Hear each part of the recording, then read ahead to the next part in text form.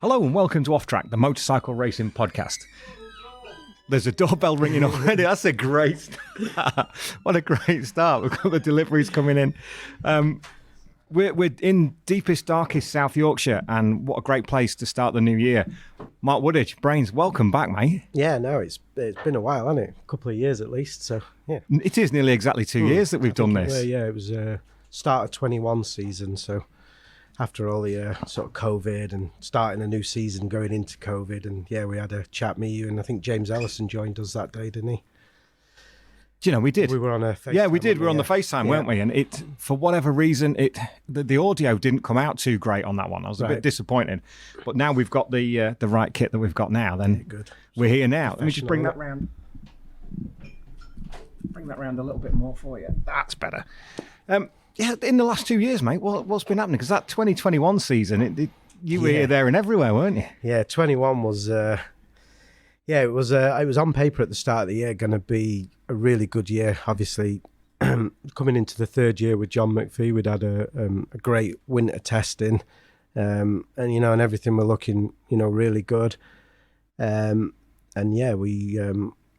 gone to Qatar for it was a double round, so we were out there for, I think it was about 4 weeks in total, because we did the IRTA test pre-race and then 2 races back to back. And while we were out there, we were working under obviously full COVID restrictions and stuff, so we had to isolate for 48 hours in the hotel.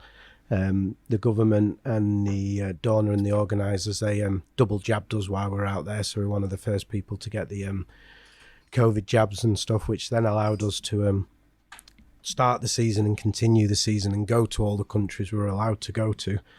We started in Qatar, really strong test, really strong qualifying. First race, about 4 or 5 laps in, an incident with Artigas and Alcoba took McPhee down, so that was a no score.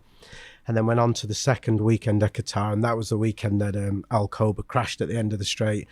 His bike cartwheeled into McPhee and then into the gravel where John decided to have a little punch up with Alcoba, which then got him a pit lane start and a 10-second penalty moving into Portugal. And obviously going to Portugal, because we couldn't return to the UK, we had a week's break. The team got some villas so everybody could relax for a week.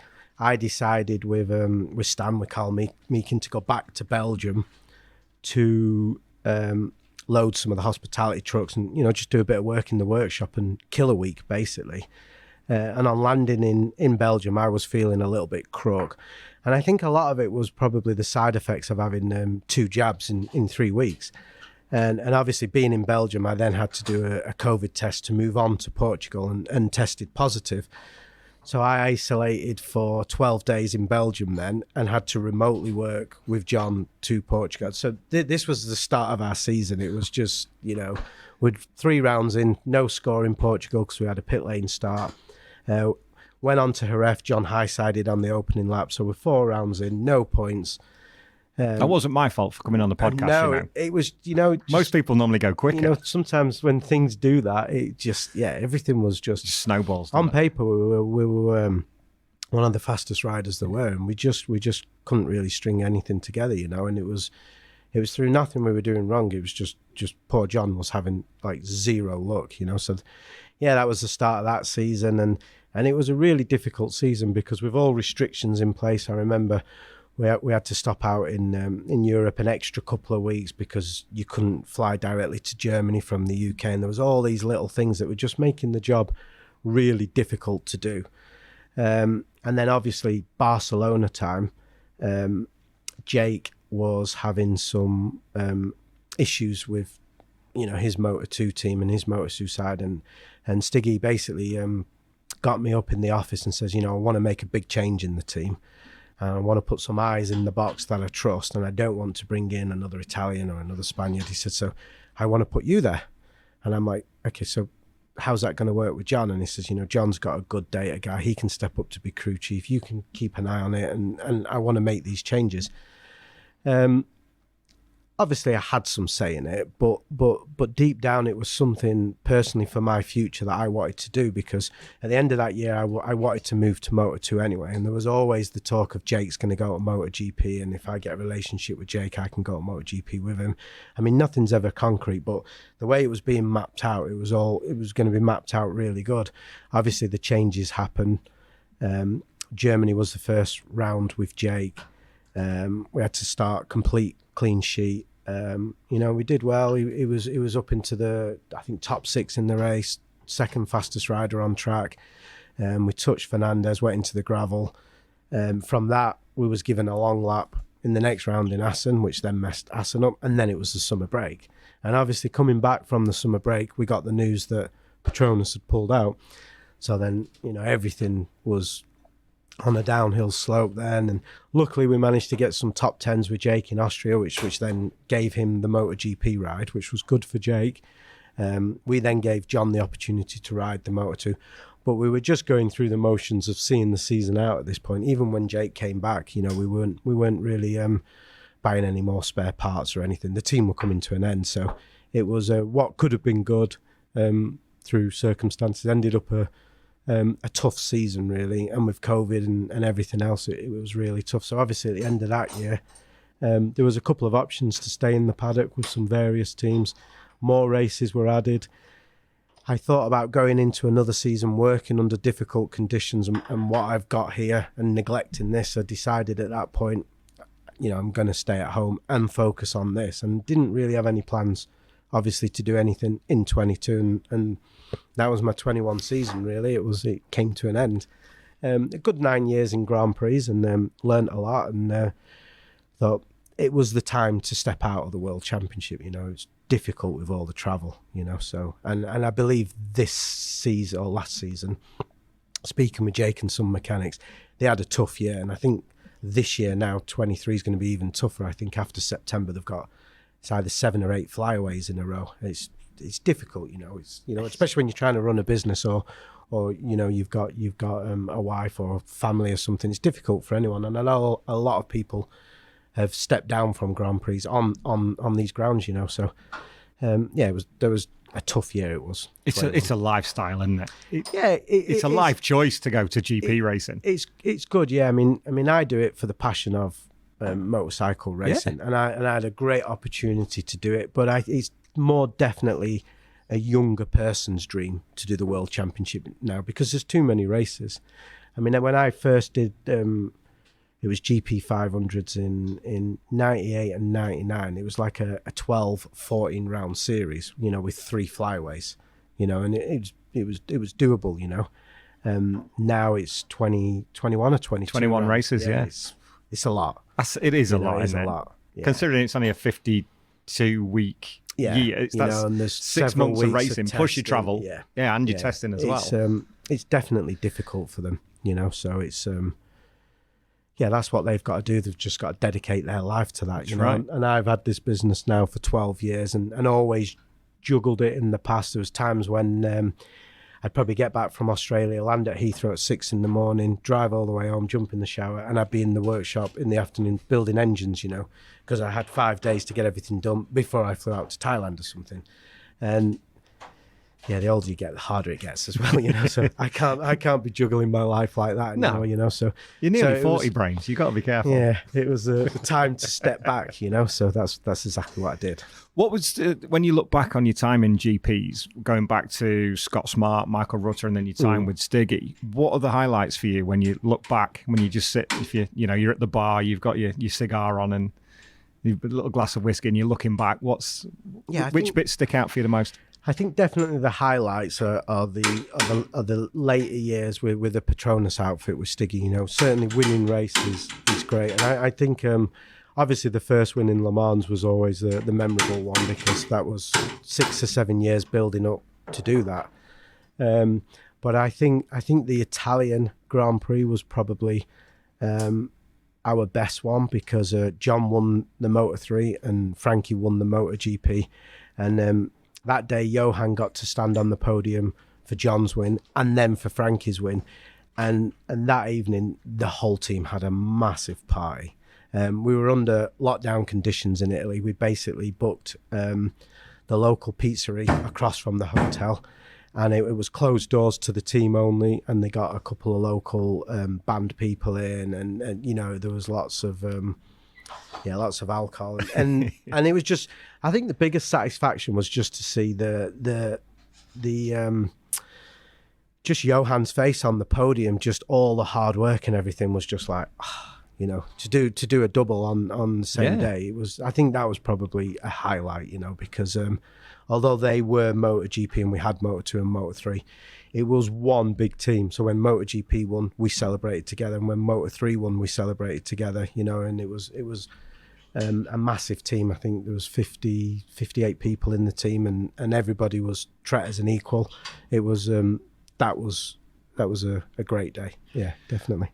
Was there an element of relief when the announcement came that Petronas was pulling out and Razlan was going to go off and do the RNF team, and you had to make a decision then to take MJW forward and to give it, I know, what's Brad working away in the background, who's become an intrinsic part of now he's, you know, he's at the age now where he can be part of it. Yeah, well that's it. It took when Brad turned 16, he wanted to get involved in this environment, and there was no local motorcycle dealers or anything that were taking apprentices on, so I actually took him on as an apprentice. And to be fair, for the year when we were doing COVID and I weren't here, he was basically running the business for me, so he had to learn really, really fast. And then obviously I took Brad into last year working in the little super sport team that I was doing, and he became my main mechanic and pretty much did everything. So that side was, you know, it was good to give Brad a step up the ladder, you know, and it was good education for him, definitely. It's nice to continue what you've started as well, isn't it? That's the thing, and have somebody here that you can trust without bringing somebody in from the outside, because it's a well-known business within the industry, from the motocross side to what you do for you recently, obviously on social media with Jake Dixon's Flat Tracker. I know you've done stuff for him, for Jack Nixon, and many a rider. And a lot of it started through Brad, to be fair. So when Brad was 6-year-old, I got him a little KTM 50, and we went local club racing. And realised there were many motorbike club events around this area, and people were struggling, you know, to rebuild stuff. And to me, it just became natural. So I started off at home in my garage, just started doing the odd engine, and then that got busy. So then I had to get a unit at the top of the yard, and then expanded to where we are now. And yeah, from 2010 when I started this, it's just in a garage at home.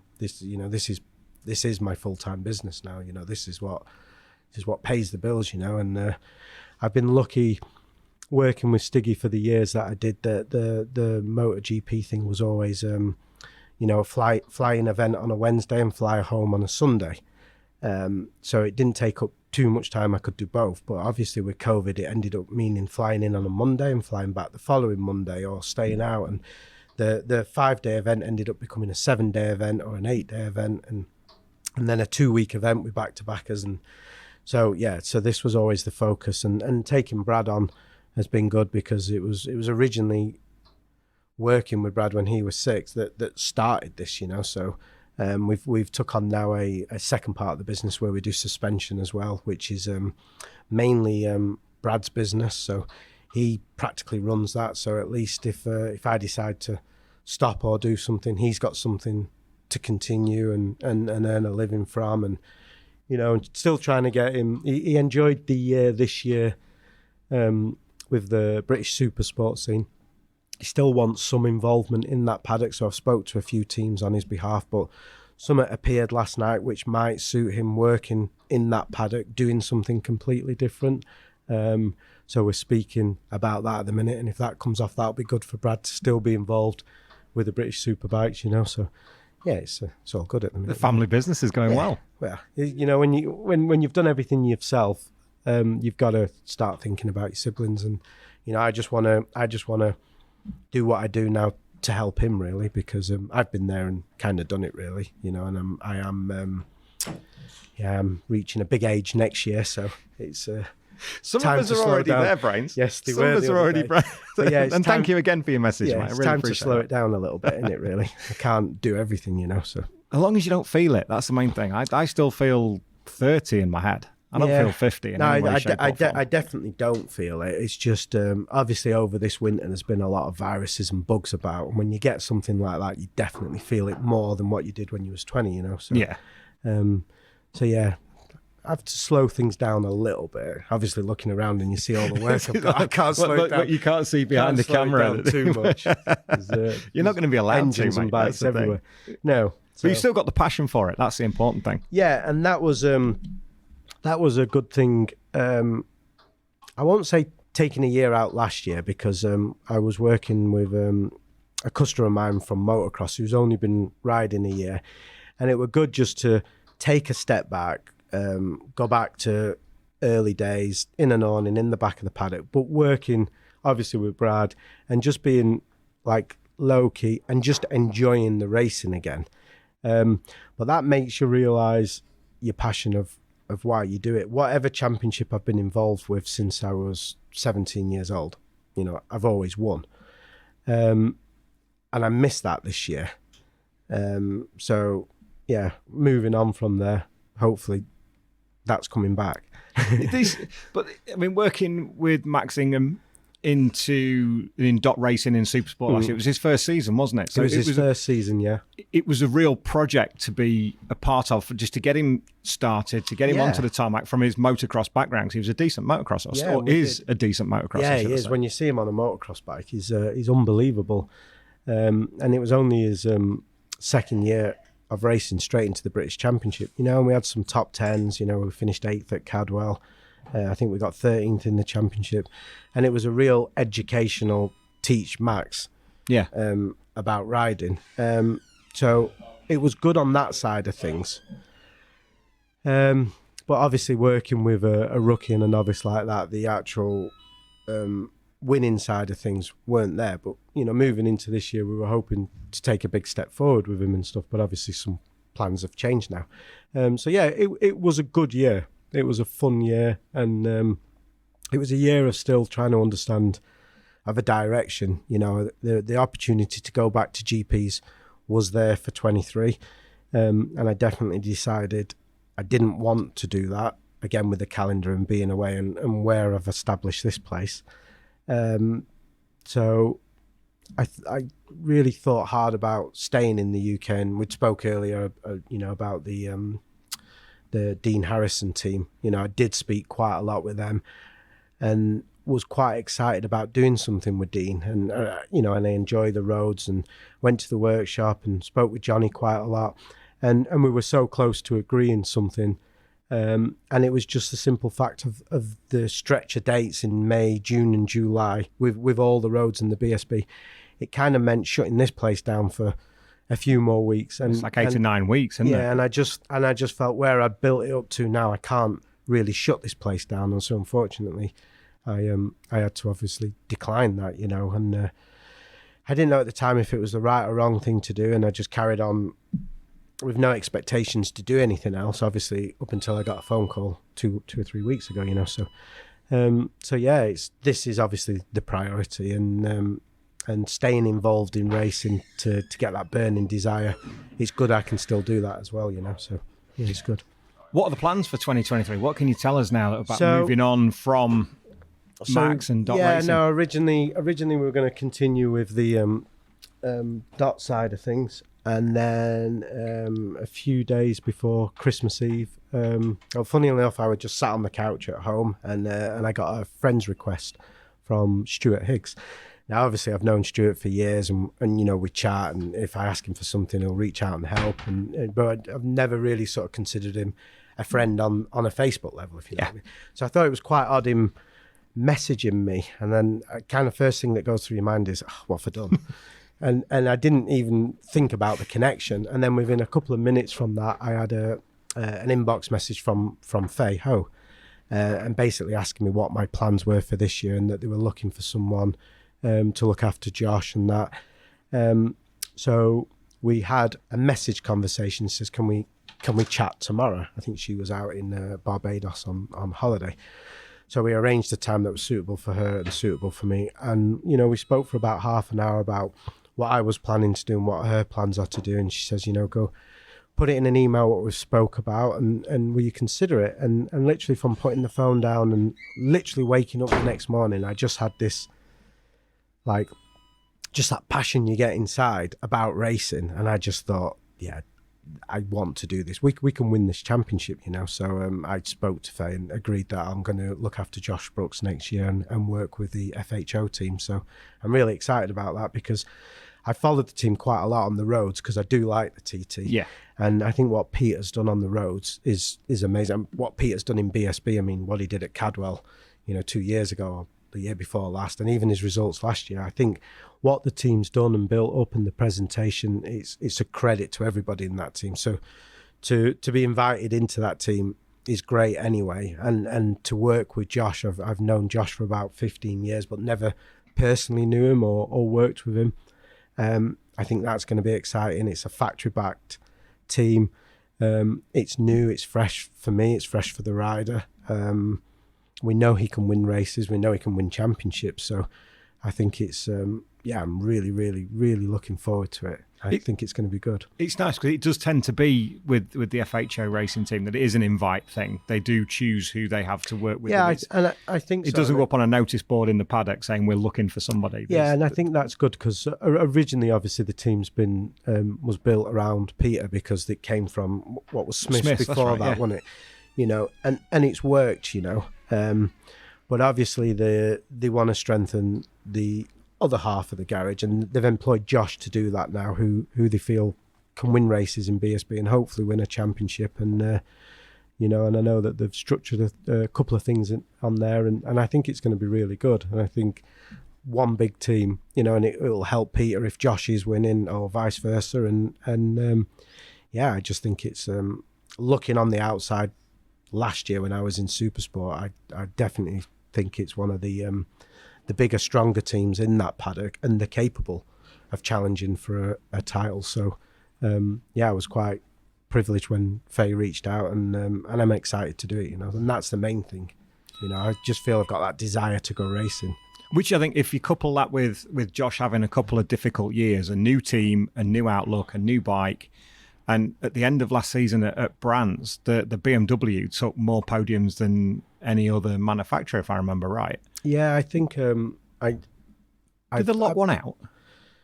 I know Peter was on pole at Donington, and difficult to follow the results, you know, when you're in Supersport It's in true, a tent yeah. at the back, because we don't have a monitor. It's, you know, it was You're lucky if you've got electricity. Yeah, and I was always pack up, let's leave before the Superbike's finished, so I could beat the traffic, especially Cadwell. You know, I was You've got to get out. I was practically at home before the Superbikes had finished at Cadwell. You know, so I believe once I'd arranged things with Faye. Darren, the team manager, spoke to me. We'd spoke briefly for about 10 or 15 minutes on the phone, and he explained, you know, a few things that they're developing in the team and the direction they've gone. And I'm going to go up to the workshop. I think he's in Thailand with Peter on an enduro trip at the minute. So I said, soon as he's back, I'll go up to the workshop, see the bikes, meet some of the team members, and then just get an idea of, you know, the last time I worked on a superbike was 2013 with the, you know, Keith Farmer and Shaky Team. And so that's my last superbike experience, although it's just a motorcycle. You know, Motor 3 and Motor 2 have a lot more variables than a superbike, you know. Yeah. So it's all the same, it's just bigger, you know. I've got to get used to, obviously, the Pirelli tyre and the different constructions, compounds they have, the format of the championship, you know, working with Josh, working with a new team. So it's good. It's a clean sheet, and you know, I'm going to go over to the shop, just be a sponge for the day, get as much information of Darren as I can, come away, and then start to make a test plan, and you know, and they've got a good test program in place. So, you know, we'll start with very basics, try and do everything we can, try and understand the bike, understand Josh, learn everything, so that when we turn up for the first few rounds, we're not having to try stuff, because I know, you know, from doing Grand Prix, you can't do that. Testing is testing, you know, you've got to get through everything you can. You know, everything that's in that drawer in the truck, you've got to get it out and get it on the bike, try it, see whether it works, whether it does, whether it doesn't, you know, catalogue everything. and then go racing, you know. So it's going to be a busy few months, but I'm definitely ready for the challenge. So, and I know there's some great people going to be working around us, so it's going to be good.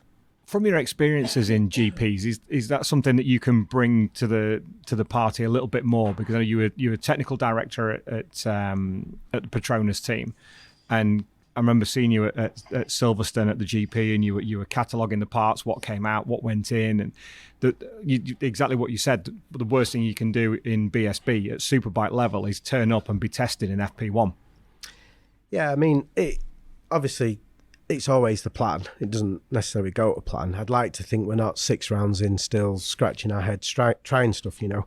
But I think what learning in Grand Prix has taught you is just to be a more organised person, because as a crew chief, it's your main role. You've got to work with your tyre companies, your suspension companies, your data guy, and you know the final decision's on your shoulders. But you've got to take all the information from everybody, and come up with one direction. You know, right or wrong, that's what you've got to do. And you've also got to work with the rider, get his information, and I think it's just about organising yourself more.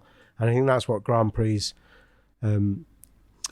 taught you, because you're working with new people who have different ideas and things, and changing your spec sheets and pre-planning your session before the session, so you've always got a plan, and the rider's aware of that plan. When he comes into the garage, he knows this is the plan. We're working in a 30-minute window. We want to do so many laps, stop, try this, so many laps, stop, time attack at the end. Make a plan. And I think that was the biggest thing learned in Grand Prix, was just organising yourself and your crew better, and just trying to not be caught out, really. I think that will help Josh as well. He had a great time at PBM on the Ducatis, the 4 seasons that he had there. To then come into FHO with a plan, because he's quite a meticulous rider, isn't he, in his preparation and how he approaches his riding. I think that'll match up quite well. Yeah, I believe so. I don't know like Josh personally enough to understand like what he wants. I mean, you hear a lot in the paddock that Josh is he's meticulous. It can be difficult, it can be this, but I think it's just about just getting that working relationship, and as long as when he sits down I can give him something and explain to him what we're doing and give it a plan and relieve a little bit of stress or tension from him, so he can just focus on doing his job, and that that's how hopefully we'll work, and let's just see what testing brings, because everything's going to iron itself out in testing. I hope the relationship, the team, everything. It's it's what we're being paid to do, so we've got to do our job and do it good, and see if we can win races. Really, that's where the bonding comes out in testing, isn't it? Yeah, it is.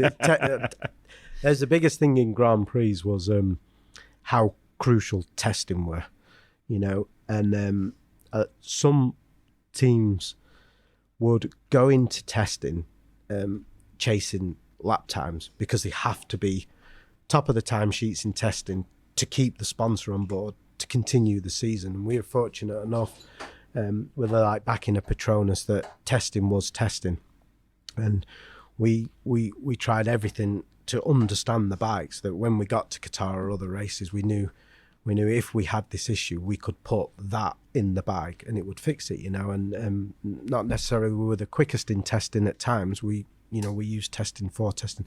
Obviously, at the end of the weekend, we'd always do a time attack and get up the timesheet. But testing's so crucial just to learning the team and understanding the bike and the rider. And that's the hardest part of the season. If you can get as much done in them 3 or 4 tests that you've got to do, it makes the season a little bit easier. So March is the difficult time of the year in any season, and the more you work with bigger teams and you look how other teams do stuff, it's very interesting how they do go about testing, and it's if I can bring some of that experience into the setup, then hopefully we can start the season on the correct foot, so. It's just going to benefit everybody, isn't it? I hope so. It's I'm. And what we got? 8 days of testing: 3 at Navarra, 3 at Donington, 2 at Silverstone, I think, of the official tests. Yeah, I'm not 100% sure on the team's actual test plan. I know they're wanting to get out before Navarra. Yeah. Maybe tie in the same week and go to Almeria for 2 or 3 days as a breaking thing, you know, and then really start testing in Navarra. And then obviously returning to the UK, weather dependent, because I know at Donington it snowed, didn't it, last year, and it was cold. Snetterton were great. The testing was at brilliant. Snetterton, it was like summer. It was brilliant, yeah.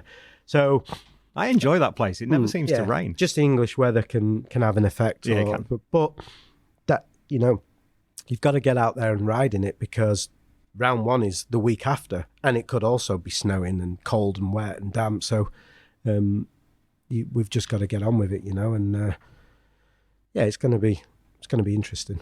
I'm looking forward to it, and it'd be nice to document through the season. We'll speak to the guys at FHO and see and sit you down at some point in the season with Josh and see how it's going, and have a look at that new relationship between rider and crew chief, because you've got years of experience between both of you, and that's only going to benefit the end goal. So I'm looking forward to seeing how that pans out across the season. Definitely, I hope so. I mean, I haven't personally spoke with Josh since agreeing with Faye, but I've been texting him, and you know, I watched a couple of podcasts that he's done to try and learn and understand his background, and you know, I've already got a little bit of an understanding of the character he is, you know. So just we've just got to. If a crew and a rider can connect, it's half your battle, you know. So it's just about. The main thing is about building that relationship up while trying to learn the BMW as well, you know. So it's like I say, March is difficult. You've got to do everything in them early tests, so that when you come racing, it's you know, you're not trying stuff. It's relatively simple. You're just planning your session, and you know, you're working on your race strategy, and you're just attacking, you know. So. Yeah, it's easy to say that, but it's never easy. But you know, we've just got to see what happens. I'm looking forward to it. I think there's so many angles on BSB this year that it's an open championship. Yeah, I think it's as open as it's been for a long time. Yeah, definitely. I think with Taron leaving and going to Supersport, that's definitely opened it, and the champion Brad going to Superbikes, Skinner leaving, a few other people swapping around. It's open. It's for the taking for anybody this year, as it is every year. But there's always a year where you know, when Redding came in, you'd always put him down as favourite. I don't think you can call who the favourite is this year. I would say there's at least 5. You know, with Irwin, Bridewell, Iden, O'Halloran, Josh. You know, even Peter. There's.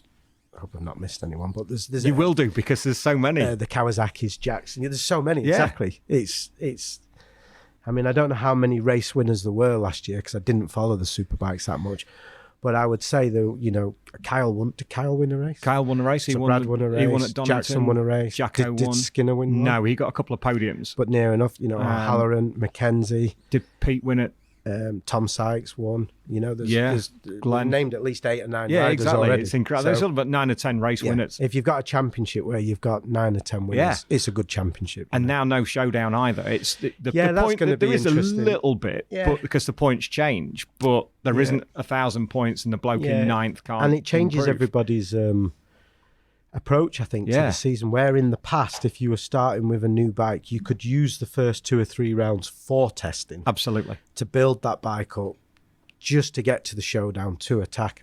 And now it's a normal championship. And then in the past, you've got to come out on maximum and take as much points early on and try and control the championship rather than chase it. So the whole dynamics of the championships have changed again this year, which I think me coming into it, there's nothing new for me, because I did the showdown in 12 and 13 and stuff, but being away from it so long, it's with the championship format being new and it being new for me, I just have to approach it, I guess, like a normal season. We're attacking a championship now, and not every race counts. A championship with a showdown, you know. So it's going to be different, and I'm looking forward to the format, and they've got Super Pole now, haven't they? 3 races have got, which I used to love Super Pole. I love what it did at Cadwell. It was brilliant. When I was with Rutter on the Renegade Ducatis in 2002 and that, we had Super Pole then. And when we did the wild card at World Superbike, we had Super Pole, and it's just exciting, isn't it? Especially when you're really involved and you're watching the splits, and you know, it's I'm really looking forward to that. So yeah, it's good. It's just something new, something good. Working with the boys crowd at OMG last year, that's still one of the highlights of the season. Brad's lap at Cadwell in Superpole. Yeah, I remember that. You just think 0.2 down at the top of the mountain and finishes 0.3 ahead in that last sector. You're like, seriously? Yeah. It was just brilliant. And just we've got 3 rounds rounds on TV, of that. It's great. Yeah, it is. It's made for that, isn't it? People get excited. People are invested in it, and it's fantastic. And then when they cut back to the guys watching, so you have the pole position chair. So if you're sat in there to see, and then see how long you can stay in it, he's brilliant. Yeah, no, it's good, and it's great for the crowd. I mean, I was just amazed going back to the British Championship how big the crowds are, you know, and what a great event and organised it is. You know, it's equally as good as anything else on the world stage. You know, and it's brilliant because it's only 11 rounds and you get to sleep in your own bed on a Sunday night instead of doesn't matter where you are, you're back at home Sunday night. Yeah, so I love the championship. I can't wait to be part of it. It's great to have you back. You've been a long time gone, mate. It's great to have you back in the paddock on the Superbike pit lane, as well as in the awnings at the back. Moving away from the racing side, talk to me about the movies. Because mate, you've been busy on that side as well. Obviously, when we last spoke, we were doing some stuff. So obviously, again, Kieran Clark, ex-Superbike rider, he got some movie work riding bikes, which led him on to building some camera bikes and working really close with some directors and producers. And I've always built Kieran's bikes and worked quite well with Kieran. We've always had a good friendship. You know, I got him involved in his last year of racing in Supersport with the PTR team, and so we've got a good friendship. So anything Kieran's done since leaving bikes, he's always tended to involve us a little bit. So yeah, we've had quite a few, obviously big jobs. Obviously the biggest one is some of the trailers that's been going out on social media, which would be the Dead Reckoning, the new Mission Impossible 7 movie, which was actually started filming in 2020 throughout COVID, and we only finished just before Christmas. You know, so it's been going on for over 2 years, that. And obviously seen in some of the clips, it's got one of the biggest stunts that a Hollywood actor has ever done, which basically Tom Cruise throwing himself off a mountain in Norway, 3,500 meters above, and then base jumping and skydiving down. You know, we were lucky enough to be involved behind the scenes in that, providing motorcycles, personally training Tom for 6 months to ride the bike, to learn to jump the bike. You know, mainly with Kieran being on hand as more stunt coordinator, coordinating us and working close, you know, with the producer and stuff, and that has been obviously an unbelievable experience, really. And then not just that one scene, but all the camera bike work, you know, stuff happening in Rome and then back at the studios, and you know, and all green screen sets, and you know how they do stuff, and how it all comes together. I think when it comes out in July next year, it's going to be a big movie, that, you know, and it's on the back of his last movie, which was Maverick, which I think is something like the 6th ever grossing film, you know, and he got into the billions, and it's put Tom back in absolutely in the A-list actors, as being, I think he was the highest paid in Hollywood this year or something. So he's actually coming back into, you know, his career as being right up there. So with Mission coming on the back of that, and now they're currently filming Mission 8, Dead Reckoning 2, you know, which we've got some involvement in as well. It's just that whole non-stop franchise. It's massive, yeah. It's been unbelievable, to be fair. I'm just going to pause this because I think that battery's gone in that GoPro. Okay. That's it. We're back on now. We've got the GoPro back up and running, but it's looking a little bit. That's better. It's a little like me, a little bit lopsided. There we are. We're running again now. I want to get all this background in.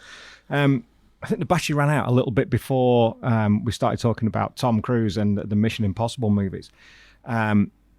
How did your involvement start with the movie side of things? And how much of a part of the business is it now for you?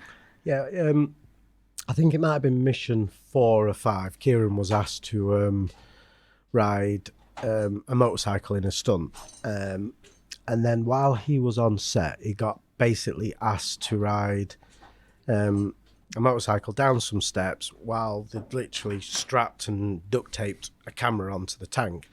And off the back of that, Kieran kind of thought, there's a bit of a market to actually specifically make a camera bike, that's rigged up purely just to carry cameras. Yeah. So for chase scenes, or a lot like the Fast Furious movies, and a lot of movies when you see there's a chase scene, it's generally probably Kieran on a camera bike with a camera chasing it, So we helped him build them bikes for him to branch into the movies. And then obviously when he were on set, the first call he gave me is we got the Star Wars. They wanted the electric camera bike to go down to Caddington Studios, where they'd built this big set for what was a Star Destroyer. And it was a scene where they were on the horses galloping along the Star Destroyer. So they basically wanted to put this electric bike in with the horses as not to spook them, with a camera looking up at the horses and the actor as they're charging along. So Kieran just said to me, just come down as my assistant, just to get on set, because I'm a massive Star Wars fan. And then on rocking up on that set, next thing, I had to sign a contract with Disney and Lucas Studios, and we got, 2 weeks work of doing all this filming and stuff. So I was basically just Kieran's gopher, just put the bike on. But I didn't care. I was there. I was just loving it, me. I know you well enough, mate. That is the ultimate, isn't it? For you to be on part of Star Wars. Yeah, just to be credited on. I mean, I'm a huge Star Wars fan. I collect all the vintage toys and just a huge fan. So yeah, that were brilliant. And then from that, obviously Kieran expanded into other movies and stuff, and would need an assistant regularly, so I've done quite a lot more with Kieran on set, so it allows him to take a step back now and focus on the ride he has to do, because some of the riding he has to do is obviously it's dangerous, so he's paid as a stunt rider. When you're weaving in between traffic or going downstairs or jumping, with a 80 kilo camera on, you've got to be precise. So he can actually get off the bike now and focus on himself, and I can work with the riggers and fit the cameras on the bikes and work more than assistant, so I've done quite a lot with him there. And then obviously with him being involved with the producer of Mission and stuff, they then when this particular movie come up and they needed some motorcycles, they said to Kieran, can you provide the motorcycles? So then obviously Kieran, we work close, says, can we build these bikes? And we literally had about a week's deadline to put together, I think, 18 motorcycles, so of which 9 of them were just threw off a cliff, randomly. Which you've seen the video for part of that. That was released for Mission Impossible, wasn't it? And I think not so long back. Yeah, that's really good that they've released that behind the scenes, because I think, have they not done something like that and you watch the movie, 100% everyone will just say it's a stunt man, it's green screen, it never actually happened, but it did. Yeah. And he was the only one that did it, and the bloke's 60-year-old and he's throwing himself off a mountain and parachuting down. I mean, every credit to him, It takes some doing, because he was on the side of that A400, wasn't he, as well? He was actually on the side of the A400 in the previous film when it took off, and it was him that was doing the stunt. Yeah. And it's not a, and he it's flew not a the stunt, helicopter, man. he looped it in Maverick, he were flying, some of the fighter planes. And what's coming out on Mission 8, a lot of stuff they're filming now, is they've taken stunts to an even next level. You know, it's unbelievable. So hang on, that's the next one, because the next one's due out 7 this due year. out in July. Yeah. And they're currently filming 8. And they're filming now, the next one after which that is like already? the second part to it. So they're filming that now, which will be finished next September. So then that'll be out the following summer. So 25. So that'll be So you've got one in 25, 23, one in 25. like every 2 years. Yeah. Jesus. Yeah, So- they're flat out. It's you know, and I guess their franchise have got to get as much done as they can, because I guess when, you know, I suppose he's not getting any younger, is he? Yeah, when he gets mid-60s, you probably want to call it a day, you know. So And we were saying that you want to slow down a bit. yeah, yeah, you're unbelievable. He's relentless. Yeah. And you've done quite a bit of work with Tom Cruise, haven't you? And alongside with Rick English and with Kieran as well. You worked with him on the motocross bikes. I remember you saying that before, that you'd been training. Was it at Bedford? That you'd done a bit of riding with him? It was down in Oxford. So originally in 2020, Kieran organised a track to be built, which you see on that little document. And they went down there every day, for a good few months it was. So he would get up in the morning,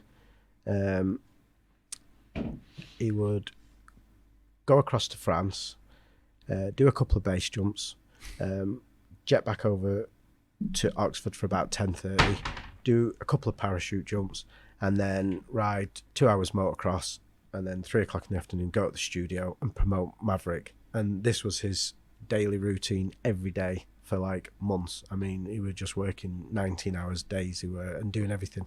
Obviously, our role was the motocross training, which Kieran did all the training on him, teaching him. He was jumping like 80 foot at a time. And I was kind of teaching him just to be on the bike when he's ready. They then built somewhere else in Oxford, they're showing it, the practice ramp with the harnesses, so he could practice pushing himself off from the bike, and you know, and how to get away. We did a lot of things where we tried to rig parachutes on bikes and things like that, but we didn't want to get him tangled up in the bike. So there was a lot of work trying different various things with bikes and stuff, and eventually they then took the rig to Norway, and I didn't actually go out to Norway because I was obviously doing MotoGP at the time. This was about September 2020. Kieran was out there with him, and he just walked up the ramp one day, looked off the end and says, right, start it up, I'm just going to give it a go, and just threw himself off. That was it. You can't fault that, can you, for dedication to your art? No, I mean, some of the video footage, some of the photos that obviously we've got that we can't really tell after the movie. Yeah. It's incredible what went on in them 3 months in Norway, you know, what he did. You know, and it weren't just the mountain thing. There's more clips in the film where he's riding through forests and, you know, jumping fences and, you know, just everything. No helmet on as well, you know, just great, you know. Likes to do everything himself, you know. So even a lot of the studio stuff, when we rigged a big camera on Kieran's camera bike, so it was looking at him for the audio and you know, some of the lines he insisted he rides it, and he wanted the camera to show that he were riding it, so that he's not sat on just a rig in a studio not doing it. He is doing all the riding, you know. It's remarkable, really. So that was one massive tick, you know, on the movie side, you know, and which obviously with the contacts with Kieran and Rick, it's led to a few other things where, so there's a company called Picture Vehicles, which they provide vehicles for movies, you know, and they're all car men, they're all ex-touring car men, really good bunch of guys, but the car people. So their bike knowledge is, you know, they've got a lot of knowledge, but they don't really want to do bikes, you know. So anytime a movie comes up, they'll phone up and say, oh, we need 4 motocross bikes for this, and, you know, we'll source, build, and provide them, you know. So it's slowly getting a lot more involvement in that side of things, which is good, you know, because it's a great industry to be in, you know. It's good to see all the work and effort you put in behind it to see it on the big screen, you know. So yeah, a lot of pride in that. Yeah, and it's you know, and it's not just obviously things like Mission, but we, you know, done stuff like Black Widow, you know, and some Marvel films, and obviously Star Wars, and you know, like someone like Brad's a big Marvel fan, so to be actually working, you know, on a bike that's in a Marvel film, or you know, in Star Wars, it's just it's just great. You know, it's just in this little unit in Kilmarsh. You know, it's. I don't want to tell anybody where you work. It's brilliant. It's testament to you, to what you built up with Brad and your relationship with Kieran as well. Does it just? I was thinking, you showed me some of the pictures earlier, and one thing that fascinates me about the movies is the green screen. Mm-hmm. How much it's used, and how much when you're watching you kind of don't know it's there. Has it changed how you watch movies now, knowing how they kind of put these things together? I think what I noticed more with obviously restrictions and COVID. So originally, when they was filming this particular movie, you know, they were under strict conditions out in Rome, filming on the fountains, the steps. Yeah, and they did a lot of filming out there, and then with COVID, everything got shut down, and it's difficult to go back out there to finish it. And what they do at the studio is they basically build the fountain, the steps, and put it in the studio, and continue filming there with a green screen background, so that they can, you know, put the clouds and everything in. And you know, when you watch it, you'll think that the majority is in Rome, and then it's all done in the studio, you know. And the way they replicate it, they build the steps perfectly, and you just stand on the steps, you would think you were there, you know. It's amazing. So it's just all moving magic, isn't it? It's what they actually do is unbelievable. What they make. I mean, some of the joiners they've got, and the SX team and stuff, it's incredible what they can make. You know, instead of going there, let's just bring it to London and put it in a studio, and that's what they do. You know, it's great. Takes some believing, doesn't it? Yeah. And especially then to see, with, as you said, with the Star Wars side of it, that for me, for you, that's the pinnacle already. And whatever you work on after that is fantastic. But yeah, it was brilliant just to for you to work on the Star Wars side. Did you meet J.J. Abrams at one point? Yeah, met the director, JJ, and it was really good because he came in, he had a look at the bike, and then when they was filming, you know, I was literally stood next to him looking at his screens when Kieran were doing his to see what they were filming, and then a week went by, and then he came in the next week, and he came up and he's like, "Morning, Mark, how are you?" And he just remembered your name, and it was just great. And I remember we had an incident with a camera that had broken on set, and they had to get a replacement, so they helicoptered one from Pinewood to the studio. But when they have two units, you have first unit and second unit. So second unit is kind of all your stunt and your background stuff, and your first unit is your main actors.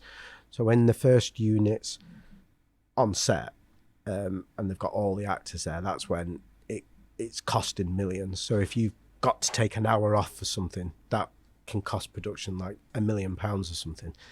And I think it was like 45 minutes it took to get this camera, and there was a bit of a setback, and we happened to just randomly chat, you know, just over a break and a coffee, and he was saying, you know, it's probably going to cost us 1.2 million this, you know. And I was like, wow. I said, well, what's the budget to make it? And I can't remember the numbers. It was something ridiculous, like 450 or 500 million to make it. And I was like, wow. And he says, yeah, but there's nothing, because it will net 3-4 billion by the time it goes out with merchandise and this. So the profit margin's like 10 times, you know. So you're just adding zeros onto everything, and just it was unbelievable. So yeah, I met him, Finn, one of the actors, and you know, a couple of like smaller actors and stuff, and characters and things, and came home with some like signed merchandise and things. Brilliant. And, yeah, it was good. It's how it should be. Yeah, you're still allowed to be a fan, aren't you? That's it. It's like me doing this job. It's so cool to be sat here and to be sat in your workshop chatting to you.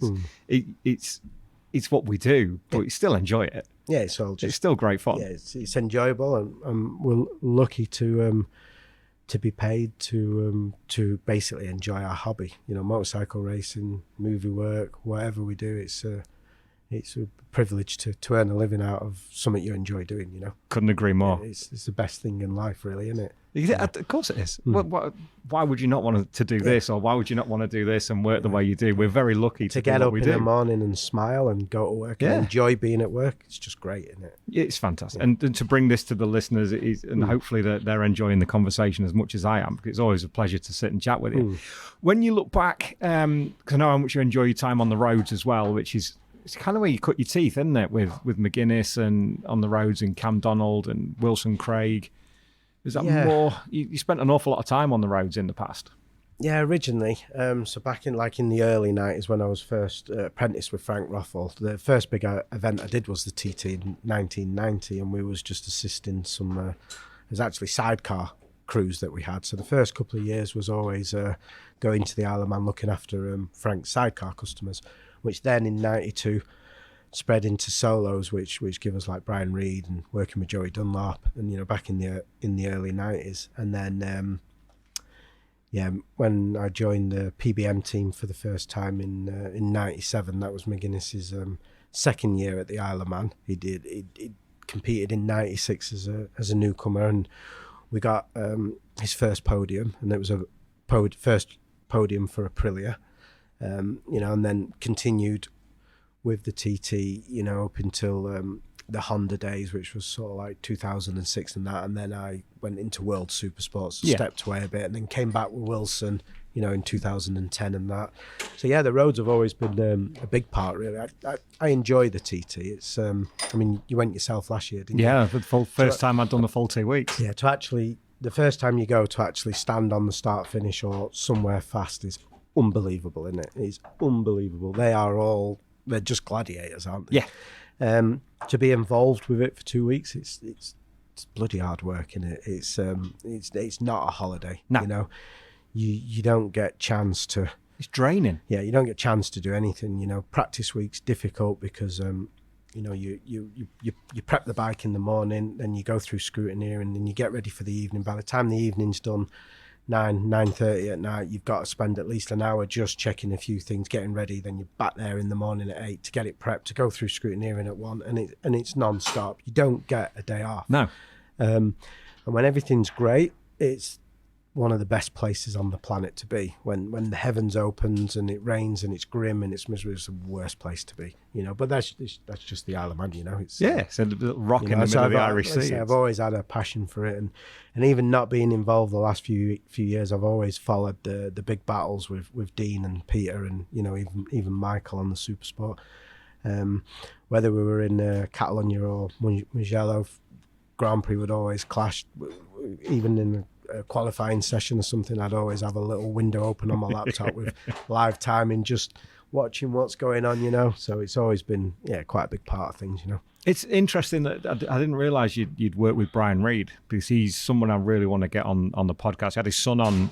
We had Simon on at the NEC. Right, okay. Yeah, Brian's a great bloke. He is, We connected really well with Brian, and when John did his first podium in 97, Brian actually worked with us in the team as like John's, not like mentor, but just, do a few laps with him and prepare him before the race mentally. And when we did our pit stop, if you ever see any pictures and you can go up the towers where you fill the fuel, Brian was right at the top on the fuel thing, looking down on the bike, just coordinating the pit. Honestly, it was to have a legend like that helping us, and since then, we got a great friendship, I actually ain't seen or spoke to Brian for a couple of years. I think the last time I saw him might have been at the TT or the Northwest or something, but when you look at his career alone, he's multiple world champion and won what he's won on the roads. For us to have that connection in like John's second year, it was really good, and it was Brian. Good fantastic fella. So softly spoken, so unassuming. You wouldn't know. You wouldn't believe he was a hardcore motorcycle racer like what he was. It's incredible. Exactly. The most quietest bloke. You just wouldn't think he rides motorcycles. There will be a time at some point this season we do get him on, because Simon's been on twice now. Right. It's time we get Brian on. So there'll be a point this year where we sit down and have a chat with him, because I'm sure Simon's back in the championship this year. Was Simon his He's got Simon and Mark, hasn't he? And I think Simon's is it his first son or his second one? Because I don't know the age difference. I know his first one because when we was at Brian's house, he was showing us all newspaper cuttings and stuff. But the day his first son was born, he were very premature, is it? Whether very early. Yeah. And he was like the smallest baby ever born or something. And he showed us a picture. He literally fit in Brian's hand. Wow. And on the front page of all the national newspapers or the national papers in Ireland was the birth of this very tiny baby. And then on the back page was Brian winning the World Championship in the same paper, you know. And there's all these little stories he told us. Incredible. And I think they had, it was, I'm going to say this, but it might sound odd, but it is true. It was, you know what, like one of the Swan matchboxes. Yeah. The baby literally fit in the matchbox. That's how small he were. He was just literally the size of a hand or something. Wow. It was unbelievably tiny. I can't remember size or anything like that, but I remember Brian showing us all these pictures. Yeah. And I think that's maybe Mark, his oldest son, who was his first one. I think Simon's the younger one. Simon was the one who was into BMX. That's the one. Yeah, he was brilliant on a BMX. I don't really know Simon, no more Mark. You know, yeah. So when we was with Brian, Mark was probably 4 or 5 year old. You know, so yeah, fascinating man to be around. That's for sure. Great family. What's your best memory from the TT, or from the Northwest Ulster, from the roads? I think. I think obviously the first year with the Aprilia with John, getting a podium was good because we had some difficult times that week. So we had a little 125 that we couldn't get going, and eventually we did get going. Probably 2006, which would have been McGuinness's last Supersport win. So I had 2 Supersport bikes looking after Eugene Laverty in the British Championship. They were Red Bull Hondas, they were. And one was at Mallory Park, and the other one was flown to the Isle of Man, painted in HM Plant colours for McGuinness. And because it was set up for short circuit, the bell mouth configuration and some things we were doing didn't quite work on the roads for the high speed. And all practice week, rightly so, John had been focusing on his superbike to win the opening race. And didn't do a lot of laps on the Supersport. And the laps he did, it were just, it's fine. You know, his focus was the Superbike. Once the Superbike race had been done and the Supersport race were creeping up on somewhat like the Wednesday, I think they only had one race back then, he'd started doing some practice on it. And then there was a lot of complaints from him. It's slow, it's got no top speed, it's this. To the point where literally the night before the race, I met him in the lobby in the hotel. And it was like, unless we can do something with it, you know, I can't win on that. It was at the point of not riding it. Yeah. It was that bad. So I went away and, you know, we looked at it and we ended up removing some bell mouths, changing, finding a dyno, refueling the bike, putting an extra 2 teeth on the rear to guess and compensate for the speed. And it were all unknown, but, you know, sat with John and said, right, I think we've cracked it. This is the bike, you know. And, you know, John on Glen Clutch Road puts his helmet on and, you know, trying to have confidence in you or not, but, you know, and sent him off. And it was between him and Hutchie, where Hutchie were on the McAdoo Kawasaki, so it was Hutchinson's first year that Ian Hutchinson was coming special, you know. And throughout the race, I remember looking on the live time in the first checkpoint, McGuinness was 0.1 up or something, and then Hutchie had it at Ramsey, and then McGuinness at the start, and it was like that the whole race till they were literally separated by like maybe a second at the end of the race, or 2 seconds. It was so close, and John beat him. And just to see the smile in Parc Ferme and him just, we nailed it. The bike were perfect. It was like, that were good, because not only had we won a TT, but just the effort and work to do it was it was a massive relief, you know, because so many unknowns. When they set off, you don't know what's going to happen, you know. It's you don't have any now the communication's a lot better, you know, but back then it was literally just the radio checkpoints. There were 3 of them, and that were it, you know. If your rider didn't get to that checkpoint, you had no idea where he were, whether he'd broken down or anything. And at least now with live timing, it's a lot more accurate, and the marshalling system's better, so they can actually tell you straight away he stopped here. You know instantly. Then you had no idea. Not, even at the end of the practice session, you had no idea where they'd broke down. And there were times where you just literally had to drive round the track until you saw the bike propped up somewhere, and then where's the right? You had no idea where they'd broken down until it was evening, and you had to go and find them. So yeah, 2006 was probably the most memorable, rewarding. But 2012 were good with Cameron, because we finished second in every single race, and moving into the senior that year.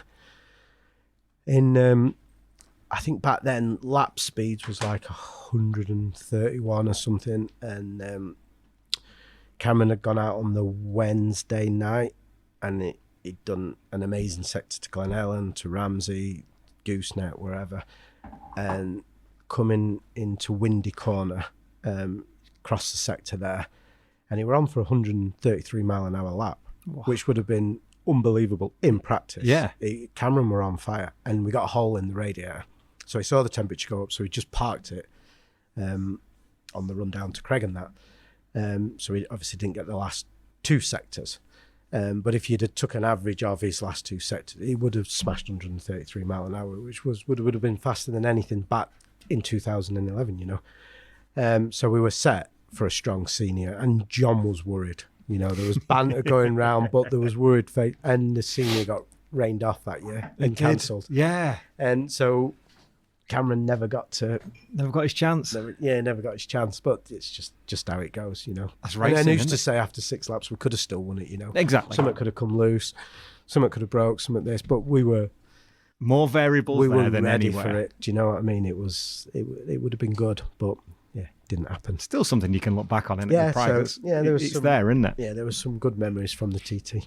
Definitely. We have a Telegram channel of Off Track, and I've shouted out before we came down for a couple of questions. Yep.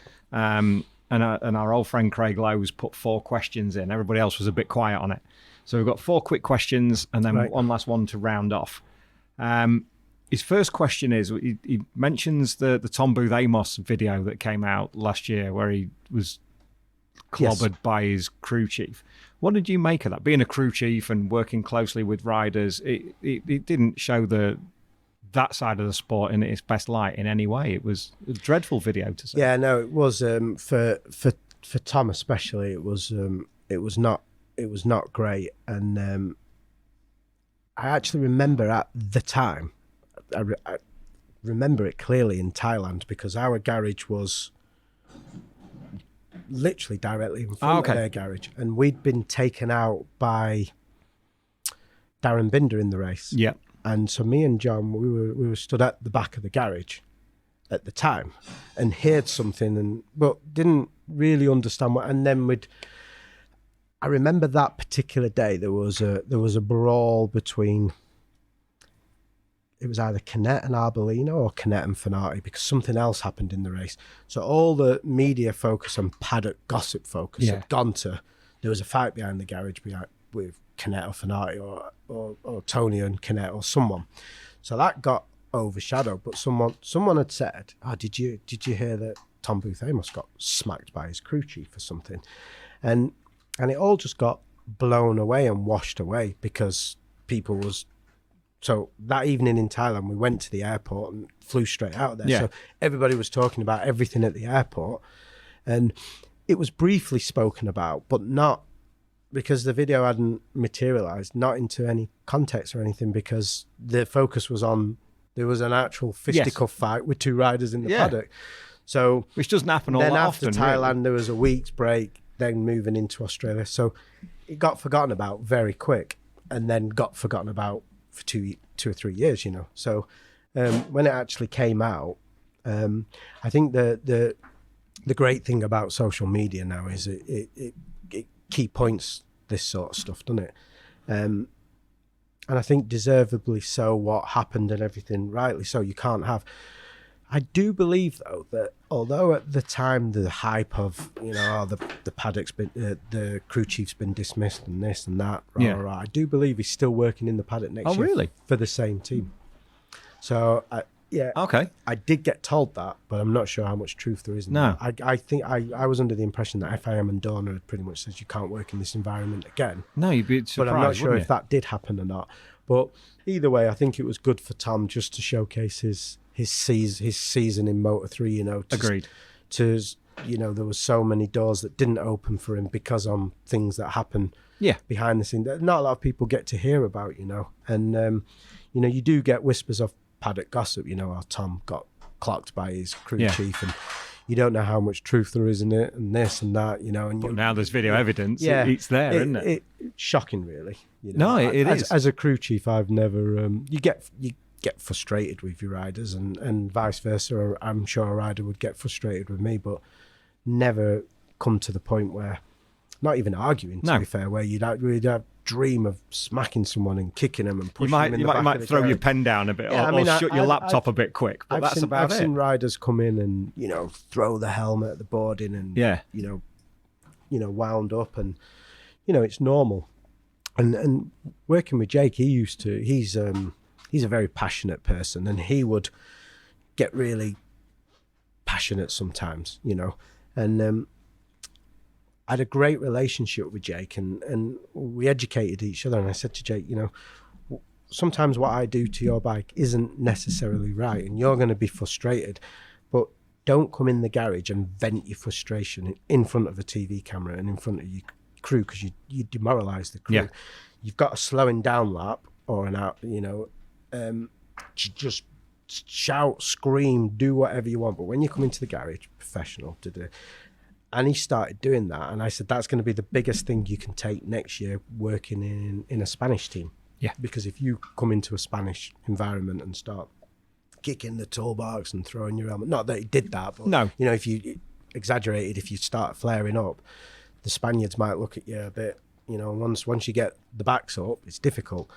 And, that was good working with each other about trying to keep a calm environment, because none of us are there deliberately making the bike bad. No, of course not. Or if a mechanic makes an error, it's not deliberate. So you've got to, we're all in it together. We're all human at the end of the day. So we've all got to fail together as well, So it was just about educating. But yeah, the Tom thing was, I don't really know why management or mechanics or anyone stepped up at the time and did anything, to be fair. So no, it's unusual, that, isn't it? Yeah. Who's the next breakthrough rider, do you think? So GP, British Championship roads. Who's the next big thing for Great Britain? In GPs? Yeah. I think on the back of last year, if Jake continues his results, he should be a top 3 contender for the title and hopefully get a MotoGP ride off that. Other than that, where they are now, obviously Sam is. We know Sam can win races, and he's so fast. He's been plagued with a bit of injury. There's always a question mark there. If he has an injury-free season, Sam can be good, but I don't think he'll be the next MotoGP star because he's had. So you'd like to put Jake down at the minute, but then we've got Skinner coming into the championship. He needs a couple of years of understanding the paddock. If he gets given the opportunity, I think he's got a 2-year deal, hasn't he? He can be okay, because if you, again going back to Jake's coming into his 5th season now, you need 2 to 3 years just to acclimatise, understand, because the majority of the paddock is Italian and Spanish. There's probably only a small percentage, probably not even 10% that is English. And these riders are brought up working in an English environment and with English people, and you have to change your ways to be involved with Italians or Spaniards or Germans, so Rory could. I was really impressed with what Scott Ogden had done early on in the season. Yeah. I think done a great job. I think towards the second half of the season, he was getting too frustrated and venting off too much and showing too much. He just needs to just remain a little bit focused and calm, and it will come for him. Agreed. And he can be the next John McPhee, Josh had a good year. Josh this year just needs to try and pick up a couple of points. I don't think he's going to be as strong as Scott. No. So yeah, the next, obviously, short term has got to come from Jake, Rory, or Scott, because they're there. Beyond that, then you look at the British Talent Cup. There are some good young riders in that. I rate Casey O'Gorman. Casey O'Gorman, yeah. Again, with the age thing changing, it's going to slow the progress down a little bit, you know. And same for Johnny Garnish, you know. I think I rate little Johnny. I'd just like to see him be a normal size and win races, because for sure he's got a massive advantage at the minute. I watched some of them races this year, and his bike's extremely fast because on his weight, and there's kids racing him that can't do anything about that. So when you stood next to Carter Brown and I'd like people to see like him that, a normal size, to see if the talent's still there, because I've seen riders in the past grow and that talent's gone, if you know what I mean. I'm not saying it will with Johnny, and he's it's a valid point. Done a great job, but if he had an extra 20 kilos, could he still do what he's doing? You know, so so he's the next one in 4 or 5 years to come. Along with, there's some other good kids, Evans, Belford, like you say, Carter Brown, that's Stevenson. There's some. Reece Stevenson, yeah. I'd probably rated him as probably the better rider in that chip, because he's a big kid. He is, and he was giving it a go at the end of last year. I actually rated, and I really like him because he carries the flag of Lincolnshire on his helmet. Yeah, I don't know him, to be fair. I probably wouldn't even know his face, but just from what I'd watched, I thought he did a remarkable job, to be honest with you. And with the academy that Michael's got, that's now a door open and a stepping stone for them to go to Europe, to do ETC, to do Junior Worlds, to get into Worlds. So hopefully sponsorship and budgets dependent for the next 3 years, that can open doors to the UK riders, you know. So if that continues, that'll be a strong thing, that. So hopefully it does. And we've got 5 rookies announced in BSB as well, with Jack Scott, Max Cook, Brad Peary, Kennedy, Jack Kennedy, and Tim Neve. Yeah, Kennedy I rate. Obviously, watching him in Supersport this year, so dominant. I think the best thing that could happen to him was his entire team has gone. I think that's a massive step for him, because he likes that. When he's been put in a bigger team in the past, things hasn't gone. That team works for him, so they'll try and give him what he wants. How they did it towards the end of last year was all probably a little bit, not rushed, but the circumstances, and he crashed a bit. So it probably made him not look as great as what he is. Well, he had to make his mark almost straight away. Coming up as Supersport champion, you've got to perform. Now with a winter and some winter testing, I think Jack's going to be good. I rate Max Cook. I think it's a massive jump, though. It is. We've seen Vickers do it, and it took him a couple of years to get going. Skinner, when he did it from Supersport, being dominant, and Mackenzie did, and stepped up. Once they found the feet, I mean, we've seen Skinner at Knockhill 2 years ago and what he's done. So I believe Jack will do the same. And also, what's the other one? Brad Peary. Brad Peary. Brad. Peary Chicken. Peary Chicken, Don't know him. Seen him ride this year. The next best contender to, obviously, Kennedy. It's the next superbike rider. They're the next boys through, aren't they? You know, when you look at some of the superbike riders, we've got Tommy, Brooks, you know, all them, the mid-30s coming on to 40 now, aren't they? We need, and Jack's not spring chicken. No, he's early. But we need some 20, 24-years, 25-year-olds. Couldn't agree more. Davey Todd as well. Forgot about Davey. How can I forget about Davey Todd? Again, someone I've seen him, but don't know him. Followed what he'd done on the roads. Clive Paget's an amazing person, and I go back with Clive for years when we were doing Grand Prix, and he were running Jay Vincent on a 250, and we were looking after obviously the Miller 500. In between races, we always, rather than, because there were no Ryanair flights or EasyJet flights backwards and forwards back then. When you went out in March, you were out there till July. So in between Spain and Italy, you'd find a nice resort somewhere on a beach, park the truck up and live like gypsies for 6 days. And Clive, you know, we spent a lot of time with him. And what he does is fantastic. The environment he puts around his riders is really good. And what they've done for Davy Todd and what Davy Todd's done, I think is amazing. And when there were rumours mid-season that he were looking at maybe going to BMW or doing this, and I was just thinking to myself, you've got to stay with Clive. 100%. And I think Clive pushing the boat out and building him a superbike and keeping him, I think that's going to be a great team. There's something that I'm really excited to continue to watch, you know, because what a talent. And not just short circuit, but on the roads, you know. Even when he went and did a national Irish, you know, and he was just pulling wheelies and doing skids and having fun, but still obliterating everyone. Well, Armoy was fantastic. Was that where it were? Yeah. And I remember seeing the video, I was thinking, he's class, isn't he? He's a TT winner. Yeah, without a doubt. I would say. I think this is going to be his year to take his first win. Yeah, it'd be difficult to beat the big guns, but you only you're going to earn it. A failure or something, and then David's next to fill in, you know. Or if he earns it, then every credit to him. And I think British Superbike, I think he'll be a top 10 runner, you know. Before long. He's going to be good. That'll be interesting to see.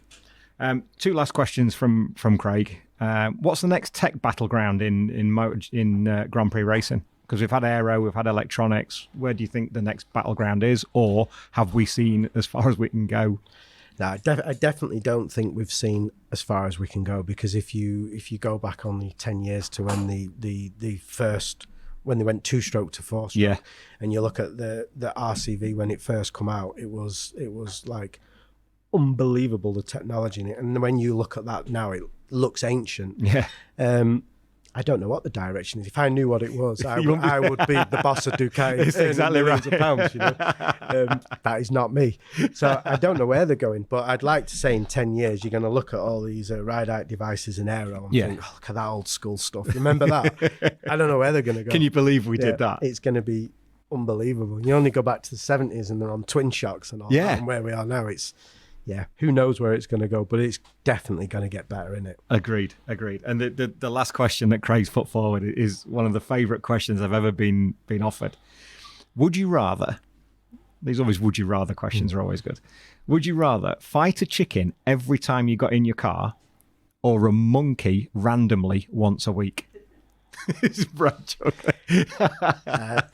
I'd say the monkey. Would you? So I don't know, because that's going to be like... I don't think I could handle a chicken flapping its wings and feathers going everywhere and pecking me every day.